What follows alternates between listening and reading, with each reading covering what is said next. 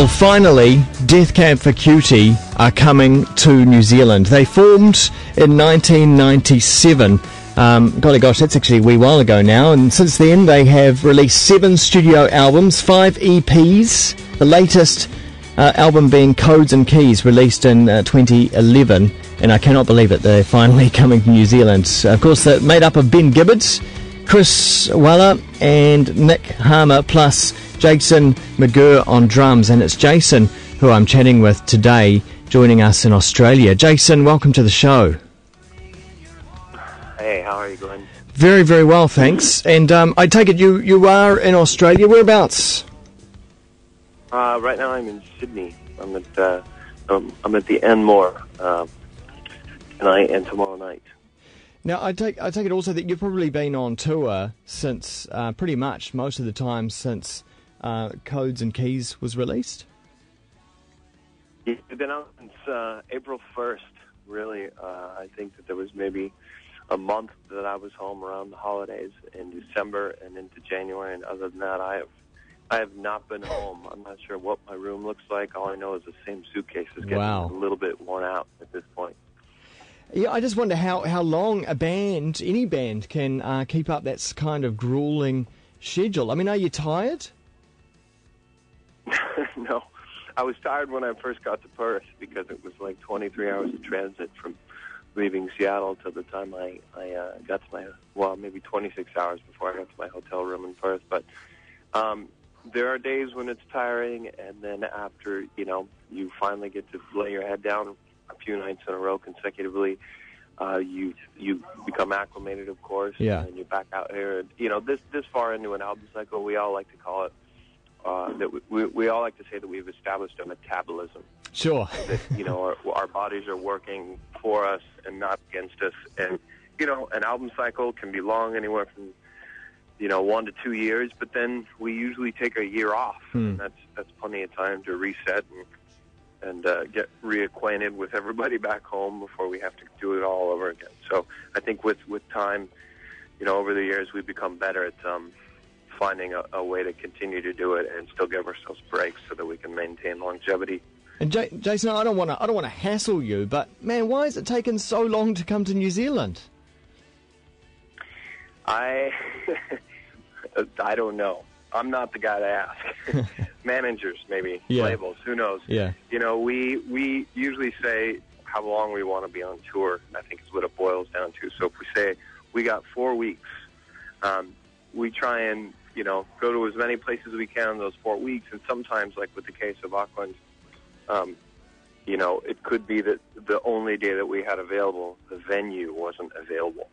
So I'm not going to put it off on New Zealand or its promoters or its venues or even its audience, but I'm ashamed that it's taken this long to get down there. But given the amount of time we were allowed to be away from home before we had other things to do back in the States, it just didn't work out, and I apologize for that. But quite all right. You know what? This is just going to ensure that we come back sooner than later, right? Well, you do. I mean, you have a very solid fan base here from all these albums built up over the years, and I know there's going to be a lot of people keen to see you guys. Are you ever surprised that you head off to far-flung corners of the earth, and does it seem weird sometimes that people know who you are and they love your music and somehow they've managed to listen to it? It seems very weird. We're constantly surprised. We're going to a lot of new places on this tour, and there are things we've heard in the press, like there will be this many tickets sold in a short amount of time, or they will be covering your arrival at the airport. Yeah. In Malaysia or whatever. It's like, what? We've never been there. How is that possible? Yeah.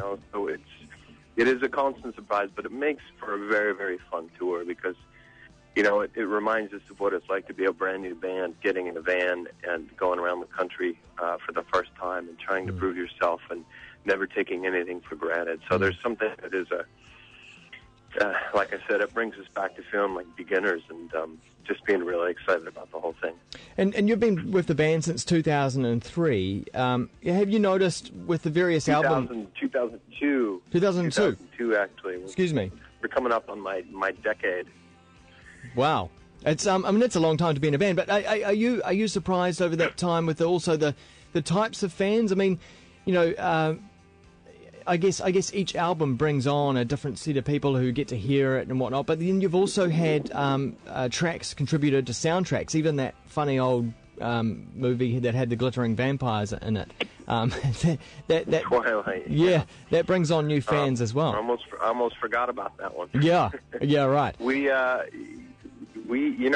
opportunity. We probably have more songs and more soundtracks, but when the right thing comes along and we're in the proper mood and we approve something, it definitely never hurts. And with something like Twilight, that ended up being more of a global phenomenon.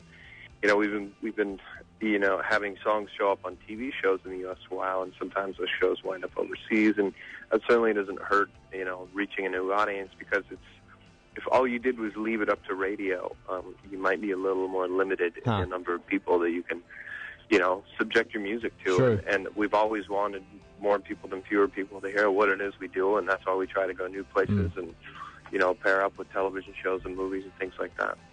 The songwriting of Death Cab for Cutie is obviously very, very strong. I would imagine that that a lot of the power for the songwriting comes from Ben Gibbard. But you being in the percussion section, how much input do you have in the writing of an album? Well, I'm much bigger and much stronger than him, so I actually have more than most people realize, because there's a certain amount of threatening that happens while we were in the writing process. No, he's definitely the primary songwriter. He comes up with the blueprints, but sometimes those are really stripped down, just a vocal and a guitar. And one of the best things about Ben is he's never that precious about his arrangements or his ideas that he's not willing to completely rewrite or strip them down. Or sometimes we'll take the lyric from one song and completely rewrite just using the melody. And we all contribute a whole lot when it comes to actual studio presentation. That being said, though, there are also songs like I Will Follow You Into the Dark that I didn't want to play drums on because I didn't want to ruin it. Because it seemed perfectly capable of being able to be, an appropriate song for the album with just the voice and guitar. So, we all work just as hard when we're out here on the road. We all have things that we do behind the scenes that aren't in front of people. And one of the things Ben does so well is he kind of goes to work, and he sets out to write songs every day that he's home. And sometimes you got to write 40 or 50 songs to come up with 10 of them that are worthy of an album. Yeah. So, but it's been working that way since the beginning. And talking about playing the drums, one of these Cab tracks was contributed to Rock Band, I Will Possess Your Heart. Have you actually played the drums on Rock Band? I haven't played that version yet, but someone just told me the other day about, I can't remember if it was Rush that was on the Jon Stewart show or somebody, or Stephen Colbert. Yeah. Somebody failed miserably. I don't know if it was Neil Peart playing Tom Sawyer. Do you know what I'm talking about? I think so. Yeah. But the thing is with that game, that somehow there was all these alarms going off in that game when you play the wrong note. It's like the sound of alarm, and I can't imagine. I feel like though I've played that song enough live that I would do okay. But I don't know if I would outscore. I would outscore the greatest player in the world, but sure. But I've played Rock Band with musicians, and they are hopeless at it because it has nothing to do with music. So you could possibly fail your own song. Maybe. I'm glad, because I was a video game kid. My very first job was working in a toy store, demoing Nintendo games for kids. Awesome. And the owner somehow snowed me. He made me think that the best deal going was that if I came to work for him, that he would trade my hours for product. And I would go home with new games whenever they came out. I didn't even get paid, really.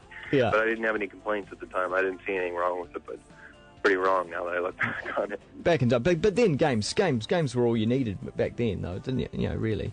But I guess now though you're more of a gear geek. Is that right? Because you set up your own studio. Yeah, no.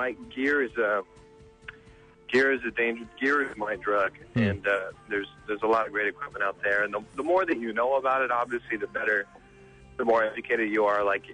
In terms of a studio, the studio that I ended up building was just, I needed a place to store all this gear I was accumulating, which was which was happening at home, and we were bursting at the seams. And so I built a studio, Yeah. and it turned into a place where we also, recorded an EP and, parts of both Neuro Stairs and Codes and Keys. And just before I closed the door on the place, before I realized that I had a true sickness and illness and I needed to make a change in life with the amount of equipment I was acquiring, just before the doors closed, St. Vincent, Annie Clark wrote a bunch of her new records, Strange Mercy, there. So, Cool. it pays to be equipped, I Yeah. guess is what I'm saying. Yeah. But at the same time, you need to realize that there's more to life than just being surrounded by wonderful equipment.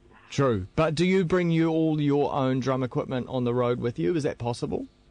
Oh, of course. Yeah. Of course, yeah. No, So- I mean, that's like asking a race car driver if he races a rental car. this is true. This is true. I guess, but it means a lot more carry-on baggage. But I guess you guys have got all that sorted. Fortunately, I can take one drum kit with me anywhere in the world. Huh. So it helps to have a few of them, of course, because you're sometimes flying quicker than your equipment is traveling Yeah. on a ship. But it certainly helps. I mean, we've been doing this long enough. But that being said, I'll play whatever you put in front of me. Oh, okay. Well, I've got a rubbish bin here in the studio. Well, if only you were here in the studio, I could get you to play the rubbish bin. But I won't, because you're going to be playing a proper drum set with the full band, and it is going to be amazing, I think, for anyone who's going to be able to make it to Wellington on the 29th of February at the Auckland Town Hall as part of the Arts Festival there. I'm extremely jealous because I'm in Auckland and I won't be making it down. But please come back. I promise we will. So Good. hopefully next year. Great. Or this coming year, what I'm saying. Yeah. Where are we? What planet are we on? No.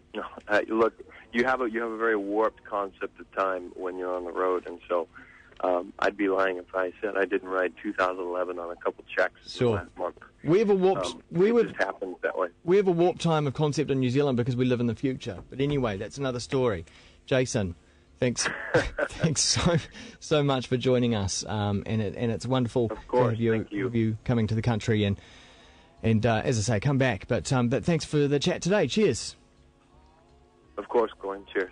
Jason, bye-bye. Jason McGerr, who is the drummer for Death Cab for Cutie.